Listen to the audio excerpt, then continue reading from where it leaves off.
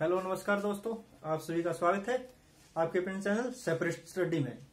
तो आइए आज इस वीडियो में हम एक बहुत ही महत्वपूर्ण साइकोलॉजी का सिद्धांत है जिसका नाम है किशोरावस्था का सिद्धांत, या इसको जीएस होल का सिद्धांत भी कहा जाता है।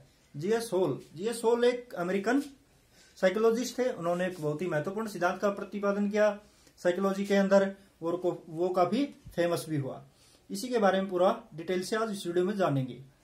तो आपसे रिक्वेस्ट है कि इस चैनल पर नए हैं तो सब्सक्राइब जरूर कर लीजिएगा अभी, क्योंकि competitive exam specially teacher exam से रिलेटेड काफी सारी वीडियो हम डालते रहते हैं जो आपके लिए महत्वपूर्ण होती है एग्जाम में स्कोर बढ़ाने में। तो आइए शुरू करते हैं। ये वीडियो हमारा टॉपिक है इसमें किशोरावस्था का सिद्धांत, और जिसे स्टैनले होल का सिद्धांत भी कहा जाता है। तो पहले प्रश्न उठता है कि स्टैनले होल कौन थे। तो स्टैनले होल थे वो एक अमेरिकन साइकोलॉजिस्ट थे। कौन थे? अमेरिकन साइकोलॉजिस्ट थे। और उन्होंने जो अपना सिद्धांत है उसका प्रतिपादन किससे प्रभावित होकर किया?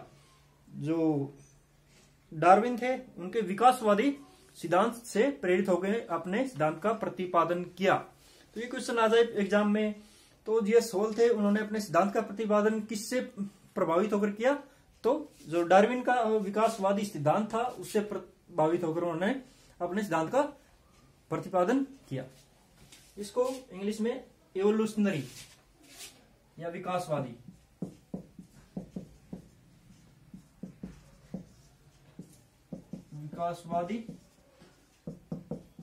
सिद्धांत से प्रभावित हुए वो, और उन्होंने सिद्धांत का प्रतिपादन इनसे प्रभावित ही होकर किया। ये डार्विन का सिद्धांत था। कौन सा था? किसका सिद्धांत था? ये डार्विन का। तो डार्विन का विकासवादी सिद्धांत था ये, इससे उन्होंने प्रेरणा मिली। और उन्होंने इसमें क्या बताया? किशोरावस्था क्या होती है? एक आंधी और तूफान की अवस्था होती है। जो किशोरावस्था होती है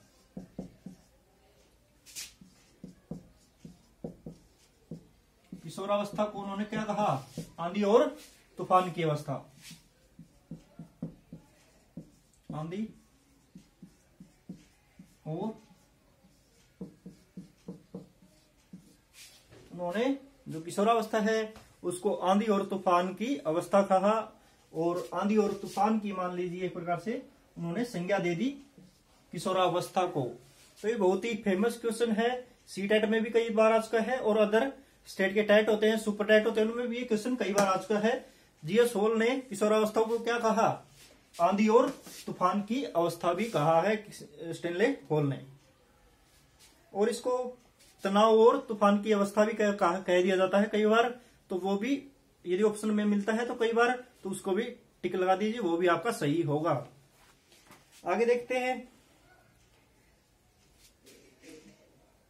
उन्होंने किशोरावस्था के आगे क्या किया? दो संप्रतियों के सहारे इसकी व्याख्या की। जो किशोरावस्था का सिद्धांत था उन्होंने दो सिद्धांतों के ऊपर इसकी व्याख्या कर दी, पूरे सिद्धांत की।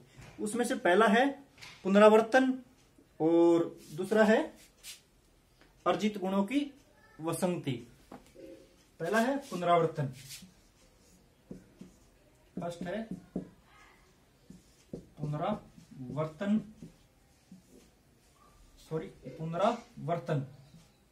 और दूसरा है अर्जित गुणों की वसंगति। अर्जित गुणों की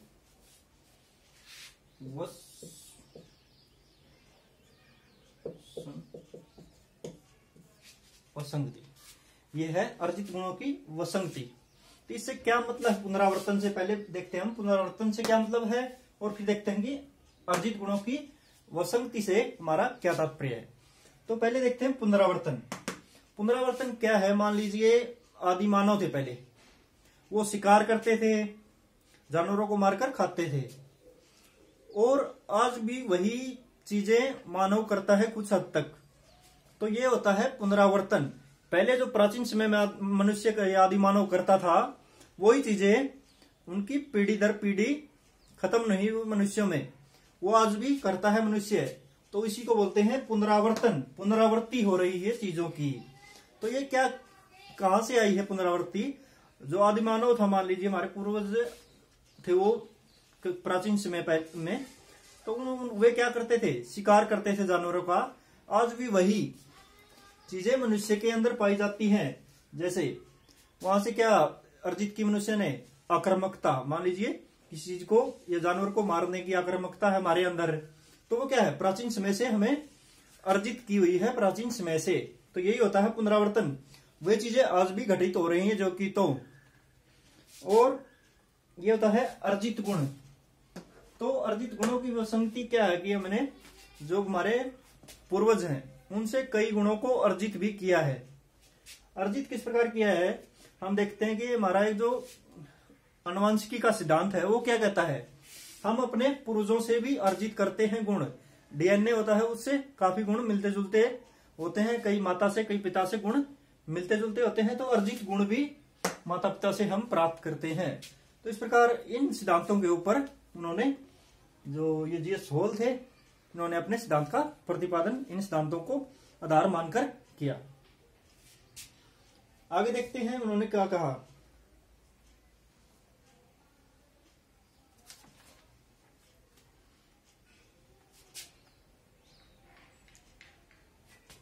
जो आगे देखते हैं इसमें स्टेनले होल थे, उन्होंने, मैं बताता हूं आपको, जो हमारे पुराने गुण है संवेदनशीलता बनाम कठोरता। क्या है? संवेदनशीलता बनाम कठोरता। और एक और गुण है परिवर्तन बनाम रूढ़िवादी। परिवर्तन बनाम रूढ़िवादी। इन गुणों के कारण क्या होता है कि मनुष्य या कोई किशोरावस्था में बच्चा है तो वो क्या है? तनाव महसूस करने लग जाता है इन चीजों से। तो इसी के कारण इस अवस्था को तनाव व संघर्ष की अवस्था भी कहा जाता है, क्योंकि इसमें टेंशन लेना बच्चा शुरू कर देता है।